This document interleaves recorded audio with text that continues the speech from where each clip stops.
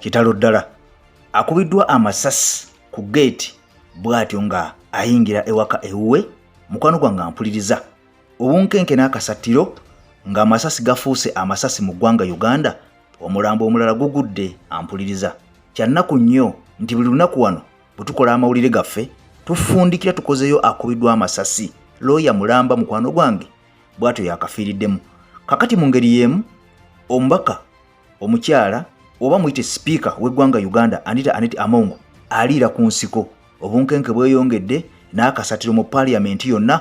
Ono batandise okubeera nga bamunoonyerezaako Abamerika kw'ossa paaliyamenti yonna n'okubeera nga envumbo zigenda kuluma. Kakati nze AK Master byonna mbikuleetedde mu video yaffe ey'olwaliro kambikutotolere naawe okakase mu lwogoto lwawaako ono wetunaaviira wano anga okkiriza nti okufumba si kwekwota. Kati agange nze AK Master olwa AKTV News Team nze ndiwo okubeera nga mukwano gwange nkusaabaza n'okubeera nga munange tutolontoka mu lwogoto lwawaaka. Namaze dde okubeera nga ntekako galubindi n'okkuba tooki mu nsonga zino era mmaze okubeera nga nziringiza mbyenda naawe njagala ozitegere. Kakati kankusabe n'obuwombefu video eno mukwano gwange ampuliriza ogimpere ekigalo. Sooka otekeko like tobeera na ttima. Video eno bw'ogiwa like buli munnayuganda yenna gy'ali agenda kubeera nga agifunako kopi ategere ekifa mu nsi ye. Kakati omupya osubscribinge bw'otyo okonenekkade kati buli waka gwetuteekayo mukwano gwange ampuliriza asobole okubeera nga takusuba naawe obeere ng'otambula n'omutimbagano oba n'omulembe ogw'ennaku zino nga tosigadde mabega. Kati nze nsumuludde entandise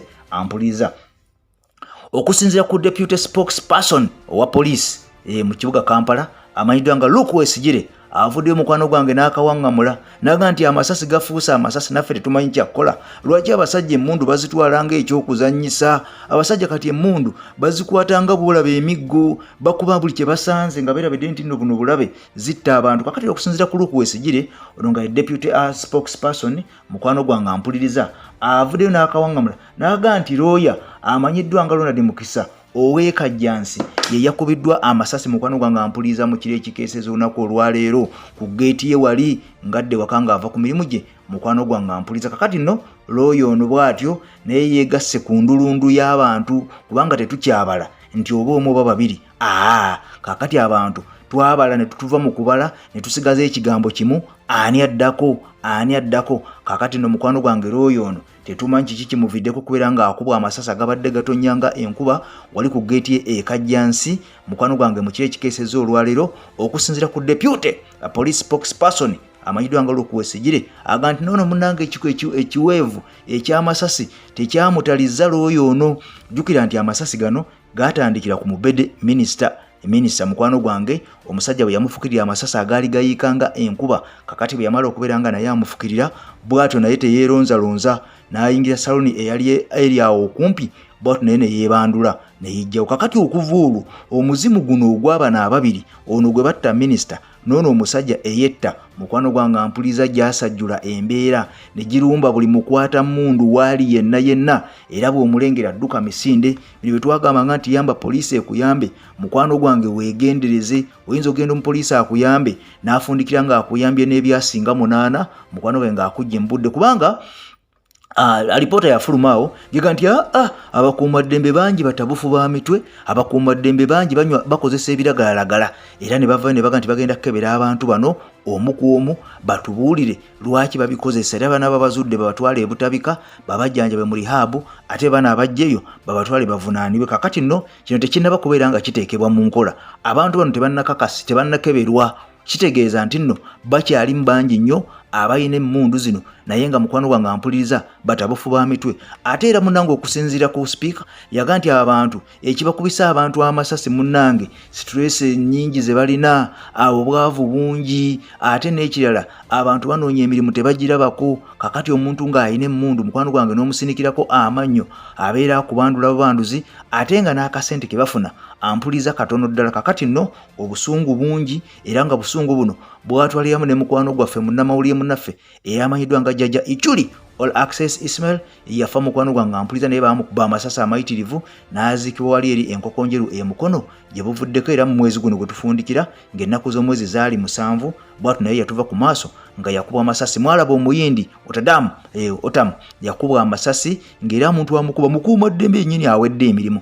Kaakati n'okusinziira ku police spokesperson ono deputy Luke Wesigire aga nti omusajja ono kituufu yakubiddwa naye ng'abamukubye baga nti babali mu buufu mbwe essaawa yonna bagenda kubeera nga bakwatibwa babuuzibwe kajojojoji w'ebibuuzo era basobole okubeera nga mukwano gwange bannyonnyola poliisi obuyinza gye babujje okubeera nga bakuba omulooyo ono okubeera nga munange bamujja mu bulamu obw'enseno. Kakati ebyo ng'obitadde ku mabbali mu ngeri y'emu. Speaker Anita Among mukwano gwange ampuliriza amawulire ge tegannaba kubeera nga gaggwayo buli ssaawa gayiika buyiisi gatonnyanga nkuba eya November eya Museenene tegasalako. Kakati n'okusinziira ku mawulire agava eyo gagamba nti ono eggwanga erya Amerika lisazeewo ne likawaŋŋamula ne liga tumunoonyerezeeko. Kakati bagenda kubeera nga bamunoonyerezaako kyewuunyisa okubeera nga eggwanga erya Amerika lisalawo lironnyereze ku sipiika ate owa Uganda. Weebuuza obusungu bubuddewa, obusungu babugyewa. Obusungu nno we buvudde lyetteeka liri sipiika ono mukwano gwange ampuliza lyeyakubiriza eryaleetebwa Asumani basaalira omubaka oyo mukwano gwange ery'okubeera nga bawera ebisiyaga mu Uganda oba bawera munnange ebisasiro. Kakati nno lino limuzaalidde ebitukula maka ebyazaalira ku nsiko era ng'ono ne viisa ze nga bwenzize nga nkulambikira zamaze dde okubeera nga zisazibwamu ez'eggwanga erya Amerika n'eggwanga erya Bungereza. Kakati nno bano abasajja tebakomyawo b'eggwanga erya Amerika bagenda nti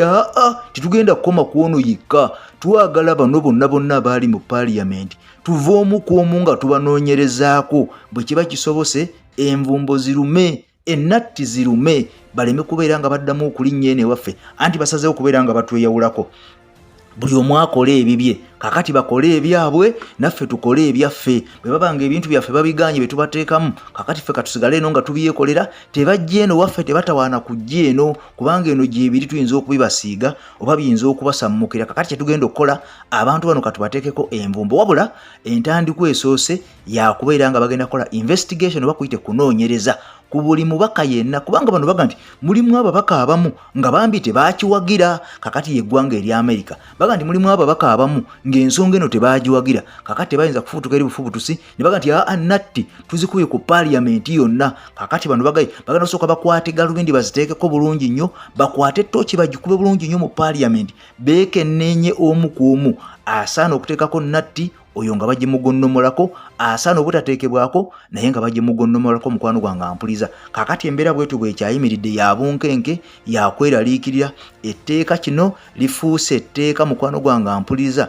bukyalifuluma naye nga nnakunnyonnyodde nti n'obuyambi bwennyini obadde buweebwa eggwanga erya Uganda abazungu baalayidde dda ne baga nti kaabeeru baale kaabe Katonda balayira mu kitooke kyagonya nga n'obukubakuba butonyere tebagenda kuddamu kusindika yadde buyambi n'akamu n'akatono beera balayidde ne baga oba mufa mufe oba mufa njala mufe oba mufa ndwadde zammwe muzife oba mufa bwavu mu bufe tetugenda kuddamu kubeera nga tuyamba abantu be tuyamba nga tebakkiriziganya ku mateeka gaffe ku nkola yaffe ku bye twagala. Kakati netwagala tubeere nga tubawo obuyambi naye ng'obuyambi buno bujjirako obukwakkulizo bw'okulya ebisasiro bw'okubeera nga muli ebisasiro bembeera temulya bisasiro obuyambi bwaffe tugenda kubeera nga tubusalako bwonna era all corridors zamaze dde okubeera nga zitandika okubeera nga zikyekingibwa okusinziira ku mukulembeze w'eggwanga lya Amerika mukwano gwange ampuliza ono ng'ali wamu ne minisita wa Amerika Anthony Blinken ono nga yakwasaganya Amerika n'enkolagana yayo n'amawanga amalala asobodde okubeera nga avaayo n'akinoganya era naga nti ffe kyetwasazeewo kyekyo tugenda kubeera nga abantu bano tubasiba tubaggalire tubakubeko nati ng'eno ewaffe tebatawaana kudda ate n'obuyambi bwonna oba bwa ssente oba bwa ddagala oba byakulwanyisa byonna kafuuwe kikafuuwe mugende eyo mubyekolere ebyeno ewaffe mubiveeko ffe katusigale ffeka nga tuli ffeka buli muntu alime olubimbi lyasigale mu nsi ye naye ng'ekikwewuunyisa oba ekyebuzibwa tetusobola kubeerawo bantu bano we batali. Abasajja bano baatubba ddago ge mazima okuviira ddala mu biseera by'abafuzi b'amatwale abasajja bano nga batufuga ago ge mazima amatuufu. Kakati ate batuwa independence omwaka gwali gwa 1962 Ssekabaka Muteesa ya abasajja bano okuva gye batuwera obwetwaze mwaka gwali kwa 1962 ne tulooza nti abasajja bano kwe batuwadde obwetwaze tusajja kudde kakati twetongodde tusaze buli kintu kyonna tukyemalire mukwano gwange mpuliza byali byoya byanswa abasajja bakyatufuga enfuga gye batufuga eri indirect wadde wano ku ttaka tebaliiwo naye era be batutaddeko omukono ogw'ekyuma be bakyatufuga kubanga 1962 yali Ssekabaka Muteesa eyawanika bendera mu biseera bye yali Queen ono eyakavaako eyakafa Queen ono Elizabeth w'Ebungereza yatukwasa munaye ensi yaffe naga nti ffe tubaviiridde kakati mwekulembere naye munnange gano gaali makwekansaamu abasajja tebaatuleka okusinziira ku nkola gye bakolamu ebintu byabwe olaba nti era bakyatufuga omukono gukyali wano gw'amaanyi nnyo era nga gwakyuma kakati nno tulina okubeera nga twebereramu n'okulwanyisa ebintu bino ebyekisiru bye batuleetera mu buwangwa waffe ate nga munnange ffe tetukolagana nabyo jjukira nti ebintu bino babisiiga eno bibeera nnyo mu baana abato mu mamba naddiini n'abantu bwe bati abatalina mirimu kakati nno baagala ensi yaffe okugisaanyaawo nga bayita mu nkola eyo ampuliriza kati n'obwombe fideo ndijimpeera ekigalo mukwano gwange tutambule ffenna bw'oli mpyo subscribing ku channel yaffe tusobole okubeera nga tutambula ffenna Ssaabasajja Kabaka awangale gwenda ku YouTube mukwano gwange ampuliriza teekamu ekigambo Bugawudu malo kisamu Bugawudu teekamu akatuubagiro eyo movie mpya nnyo